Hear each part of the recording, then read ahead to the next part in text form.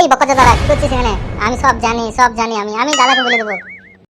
রে না রে, আমি কিছু করিনি এখানে রে। এটা আমার বোন, বুঝতে পেরেছিস তো? চাস্তো বোন আমার এটা। দেখো ফুটো, আমি ওর চাস্তো বোন, একসাথে বাড়ি যাবো, তার লাগি আমি বাসটা ধরতে এসেছি এখানে। আমি সব জানি আমি, বুঝতে পেরেছিস তো? আঙ্গালকে বাঙ্গাল শেখাস না, ঠিক আছে? আমি এখানে যাবো আর এখানে আমার দাদাকে বলবো। আরে তুই বোঝার চেষ্টা কর রে, তুই একটু বোঝার চেষ্টা কর, এটা আমার চাস্তো বোন রে, বুঝিস না কেন? কাকে চোখ দেখাছিস রে, কাকে চোখ দেখাছিস? আমাকে চোখ দেখে তুই পার পাবি কি?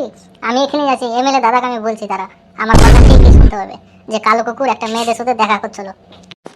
বেবি কোনো টেনশন করো না, আমি আছি তো, আমি সব হ্যান্ডেল করে নেবো, ঠিক আছে আমার কলেজাটা? একবার যদি আমার বাড়িতে যদি জেনে নেয় আমার বাবা, তাহলে তো আমাকে বাড়ি থেকে বাইরে করে দেবে, বলে তো নাং করানি, নাং করছিলি, ইয়ে বলবে, তাহলে তার তোমার সাথে দেখা খাওয়া হবে না আমার। আমি কোথায় যাই এখন? টেনশন করো না কলেজা, এসো আমার কাছে এসো। কাছে পেয়ে যে কত সুখ। সব কর ঢামনা মুখে গোটা গায়ে, এত টেনশনে তবুও ই করছে। মনে যে তোমাকে সারা জীবন কোলে করে থই। তুমি না, তুমি সারা জীবন তোমারই তো আছে, তোমারই থাকবো।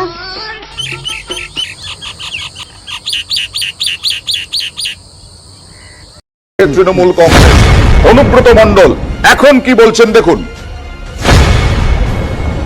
কোচ মমতা ব্যানার্জি যে টিম সাজিয়েছিল, উনি খেলা ভালো জানেন, পাস ভালো জানেন।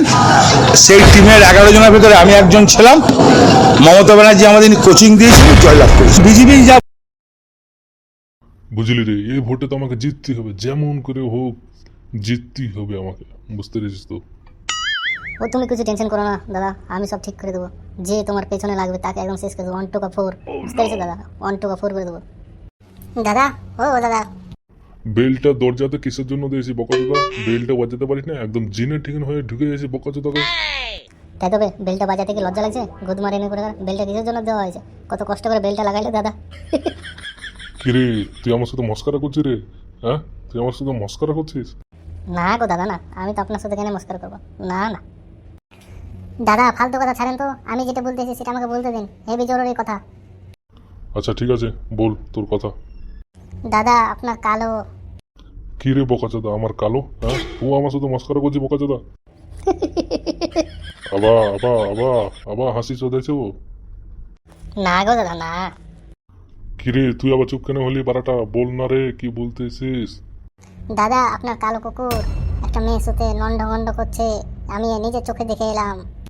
হ্যাঁ গো দাদা, আমি নিজের চোখে দেখে এলাম, ওরা দুজনা মেলে বাঁশ বাগান আর কলা বাগান করছে, ইয়ে করে আওয়াজও করছিল। কিরে, কি বলছিস তুই? আমার মাথা তো গরম হয়ে গেল রে, ভোটের টাইমে এইসব করতে পাই?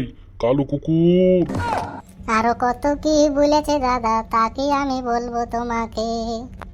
কালো কুকুর আমার সাথে পাঙ্গা লওয়া দাদা, দাদাকে আমি বললে তোর নাম নানি করবো দাদাকে বলে। কি বে, মনে মনে কি বলছিস বে? হ্যাঁ, ভালো করে বলবে, মাথাটা আমার গরম হয়ে গেল। এই বকচোদা, কি বকছিস মনে মনে? হ্যাঁ বল না বে, তাড়াতাড়ি, আমাদের টাইম নেই গো, অন্য অন্য জায়গায় যেতে হবে। কাল দাদা কালো কুকুরকে একদম ভালো করে দিতে হবে, তো বেশি বার বেড়ে গেছে। না বলবো না গো, বললে আবার রাগ করবে, থাক বলবো না। বল না বে, বল না বে, তুই বল না বে। কালো কুকুরকে একদম শেষ করে দেবো শালাকে।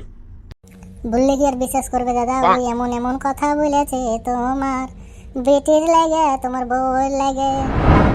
আমি যেটা শুনতে পেলাম সেটা কি শুনতে পারলি তুই মাস্তান? হ্যাঁ আমিও শুনতে পেয়েছি দাদা, বেটির লাগে আর ভাবির লাগে, কি যে বলে, আমিও শুনতে পেয়েছি দাদা। বোকা চোদাকে একটা থাপ্পড় মারবো, বেটি কাকে বললে বে তুই? না গো দাদা, ভুল হয়েছে, মুখ দিয়ে বার হয়ে গেছে দাদা, ভুল হয়েছে। কিরে, কোথায় যাচ্ছিস আবার? হ্যাংলা চোদার লাগে মরতে যেতে পাবো না? হ্যাংলা চোদা সবসময় জিজ্ঞেস করো কোথায় যাচ্ছিস কোথায় যাচ্ছিস। এই তো দাদা আমি বাথরুমে যাচ্ছি গো, বাথরুমে। আচ্ছা ঠিক আছে।